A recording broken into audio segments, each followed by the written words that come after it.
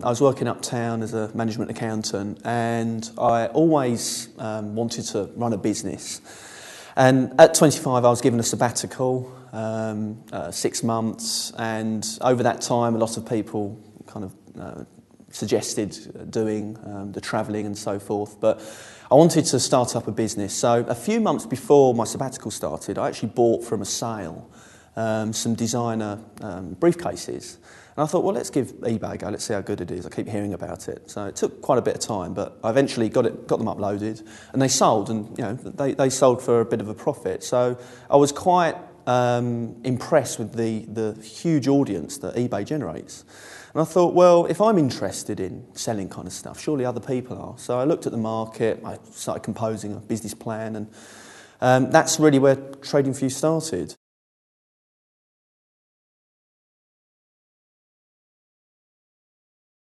With regard to setting it up, over the course of my sabbatical, I set up the business plan. I worked from home for 2 to 3 months. I physically couldn't fit all the items in the room, and it was getting a bit big. And then the biggest commitment was buying a van and buying premises. So the van wasn't too much of a problem, but signing up to a 3-5 year lease when you've only been going for about 6 months is very daunting. So I acquired some land. I bought some 40-foot containers that are found on the back of trucks. I bought 3 of those and a 30-foot porta cabin. And we operated, and we started really officially that way. And thereafter, luckily, there was a warehouse next door that we could share. And then eventually we had another building, a 1,000-foot building that we could rent. And only recently we've started to move and consolidate the whole premises, so it's a more efficient working environment.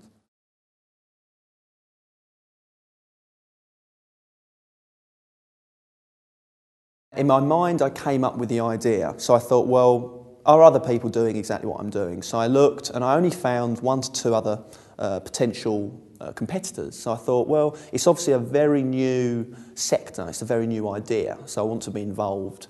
And I not only want to start a business from scratch, but I wanted to be involved in pioneering a market. I wanted to be involved in being a leader in building that sector.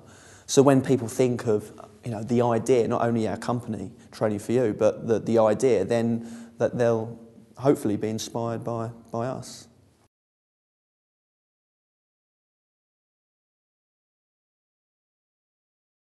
The business model was attractive to me because there wasn't that initial heavy setup costs that are typically involved in normal businesses. Having said that, a large wholesaler in the UK did approach me asking me if I wanted to buy Arctic loads of stock. And I thought, well, that looks quite a good opportunity to make some quick profit, to reinvest and then build the business up. And the deal was, and it's quite bizarre now looking back on it, is that you don't know what you're buying. So you'll buy up to 40 tonnes of stock, 26 pallet loads. You don't know what you're buying. You pay them based on a percentage of the retail value. And that percentage might be around 20%. So you know that you're getting good stock because it's a large, well-known wholesaler in the UK. But we had 1 load in and we had a ton of sweets. We had a ton of grass seed. We had a ton of compost. But then on the other hand, you'll have a couple of pallets full of 50-inch plasmas and 42-inch plasmas. They may be customer returns where they are legitimately faulty, or it might be just an item someone didn't want. So yeah, it takes a lot of time to check those items, make sure they're working and they're complete for us to list, and then obviously make a margin on that. So that certainly helped in the first year to build the business back up.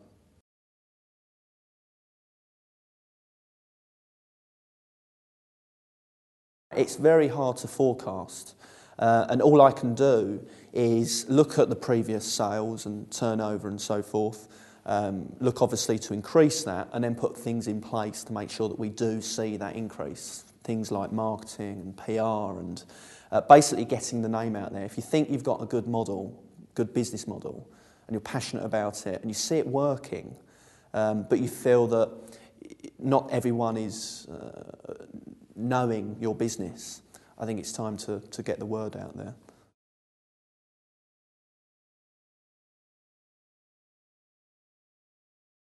Last year, we spent a lot of money. We spent thousands on advertising and marketing.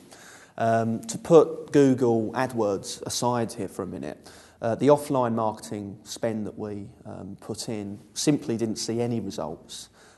We spent, for example, a great deal of money on a full-page ad in a top magazine, a gadget magazine, and it didn't even generate one phone call. I think we tried 4 adverts. The first 2, I obviously didn't give up then, and I looked at them and I thought, there must be something missing. Maybe I'm picking the wrong physical artwork. Maybe the message isn't clear enough. Maybe it's in the wrong part of the magazine. Maybe it's next to a page that isn't loud enough. I don't know. So I tried 4, and we went for very different approaches, and it just didn't work for us. So I've had to accept that. I may well revisit it in another year or 2, but at the moment we're investing a lot into the PR. And with Google Ads, it's fantastic, but you have got to make sure it's optimised. If it's not optimised, to be honest, it will probably, depending on what sector you're in, it'll probably bring in the results. But if you optimise it, it'll be a more efficient marketing stream for you.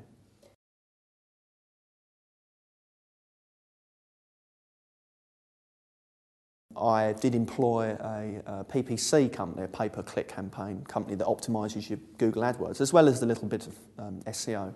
And again, we saw some results, but not directly linking with our results.